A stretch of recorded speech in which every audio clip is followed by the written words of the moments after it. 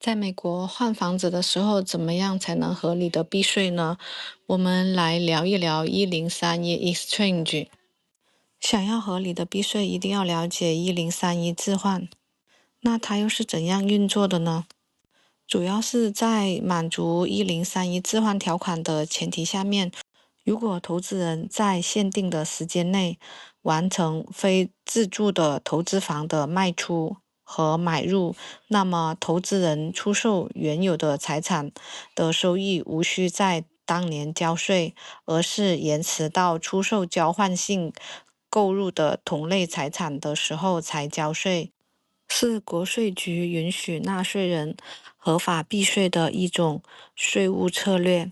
从理论上来说，屋主可以一直循环地进行这个操作，先卖后买，就可以一直延迟提交卖出房屋的需要缴纳的税款。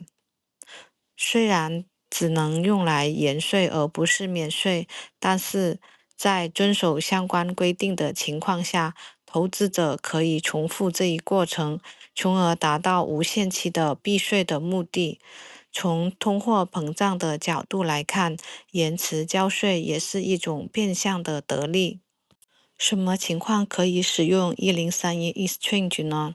可以出售用于商业或者投资目的的房产，并将其置换为新购的用于相同目的的房产。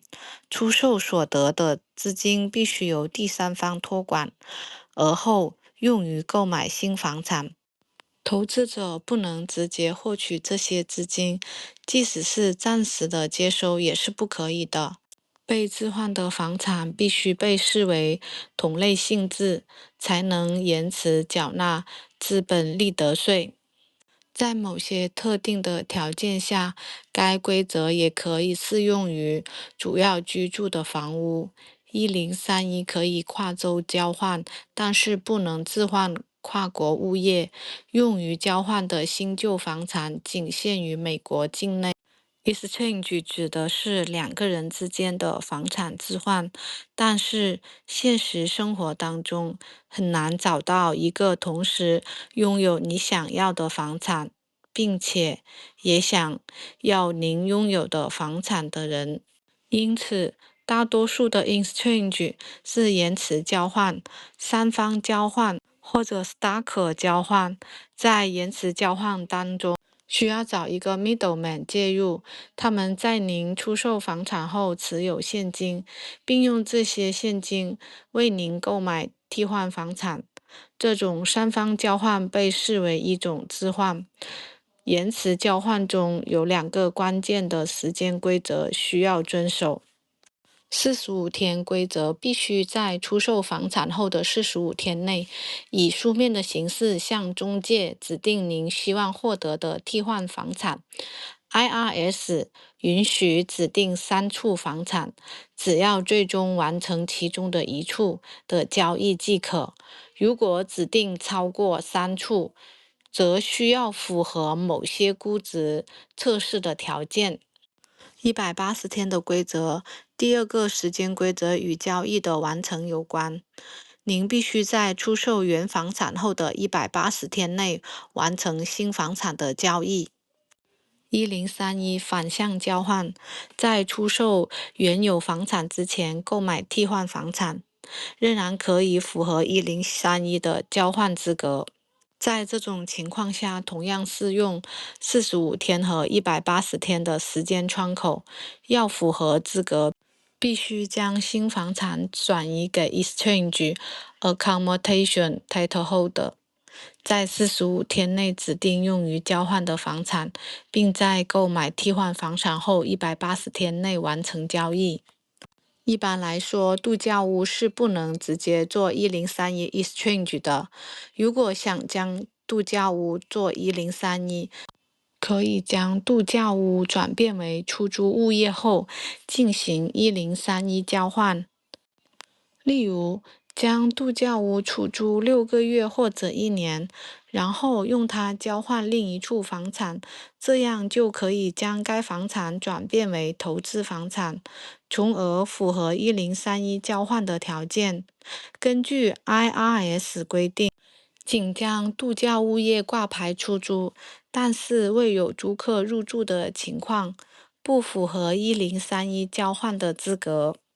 自住房通常不符合1031交换的条件，因为屋主居住在该房屋当中，并未将其作为投资物业。